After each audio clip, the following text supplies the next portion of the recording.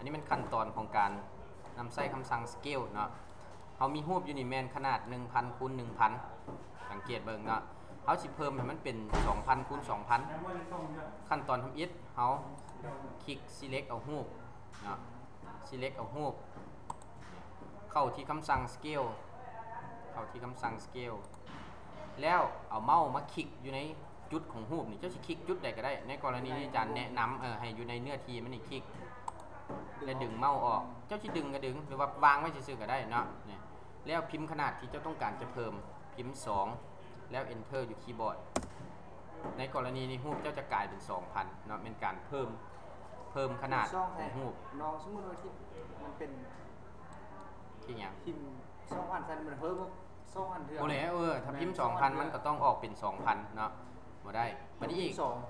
กตัวอย่างนึงเขาต้องการจะย่อลงบัดนี้จะย่อลงเนาะ select เอารูปเข้าคำสั่ง scale จับจุดนี่นะจุดเดียวนี่แหละคลิกดึงออกพิมพ์ค่าใส่0จ้ำ5นี่เป็นครึ่งหนึ่ง0จ้ำ5ตลอดรอดแล้วกด enter อยู่คีย์บอร์ดนี่รูปเจ้าก็จะย่อลงมาอันนี้แมนการนำใส่คำสั่งของ scale เนาะตัวที่2